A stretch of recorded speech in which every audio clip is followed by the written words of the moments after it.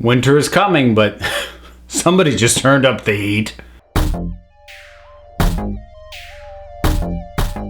Spoils of War, Game of Thrones, Season 7, Episode 4.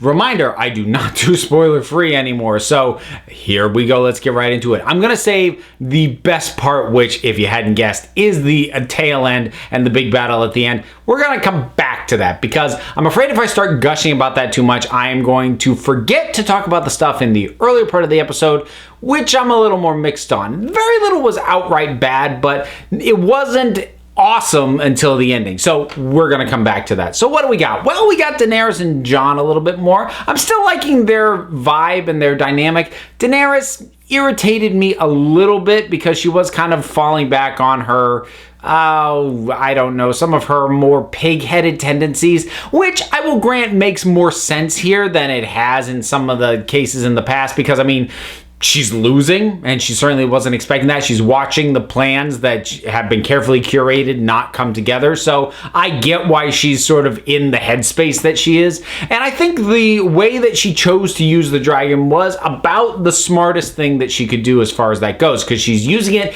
in a military sense, which she kind of needs to. She needed to have a strong show of force at this point, and this definitely qualified. But at the same time, it's like Jon said, she can't just use it to take over King's Landing, because there's civilians on the ground who will absolutely be terrified of her, and then she's no better than Cersei. And if she does actually care about these people, which she claims to, she can't do that. So to keep it to a battlefield where the only casualties are soldiers, smart move. Again, we'll come back to that fight. So what else have we got? Well, we got Arya getting herself back to Winterfell. Boy, characters are crossing the land and sea a lot faster this season. We had Jon instantly ending up at Dragonstone, and now Arya turned it around, and very next episode she's back in Winterfell. I remember when it took Ned and Robert Baratheon like 3 episodes to get from Winterfell to King's Landing. Man, times have changed. Anyway, so Arya's back, and she gets initially a reunion with Sansa, which was awkward.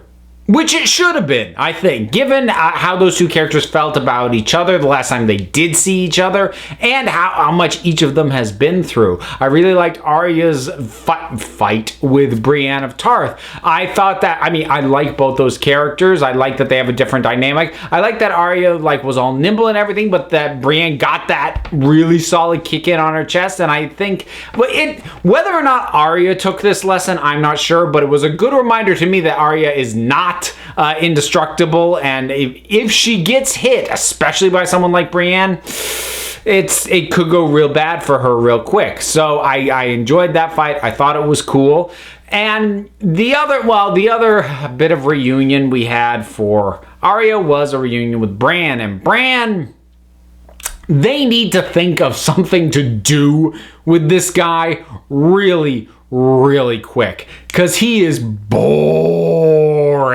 And I say that as someone who, I don't want to say defended Bran previously, but I never got on the Bran hate train that a lot of people and fans that I know have been on for years. I never had an issue with that because I found his story and his journey interesting. But now that he's sort of hit what his immediate destination was and become the Three-Eyed Raven, man, the guy's boring. And I get that we've kind of gotten an explanation as to why he's behaving the way he is, but they better start having him do plot vital stuff right away, because right now they've only had him in these scenes that would work if I cared about him emotionally, and at this point I really don't. He had one cool moment, and that was unnerving Littlefinger, which was a cool moment. Littlefinger, I think he also really took notice of Arya, and I think he recognized a potential threat that she is.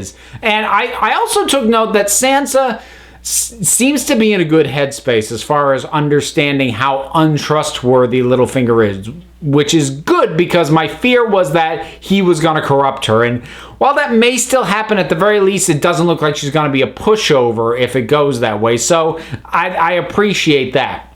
A completely random thing.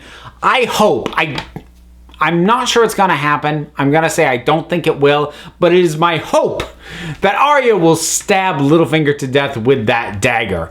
I would appreciate that greatly. I don't think he's on our list, though. Another person not doing much at the moment, Cersei, and I guess just because of what's going on, there isn't much for her to do aside just plot and scheme, which she's good at, don't get me wrong, but she's very detached from all the goings on, and maybe that's why they gave her Mark Gatiss to play off of, and man, that guy does smug really, really well. So it's not a bad point yet, but I hope they figure out more for her or just in general. It's stuff to go on at King's Landing because, yeah, right now it's fine. It's not being overdone, but it is a little detached.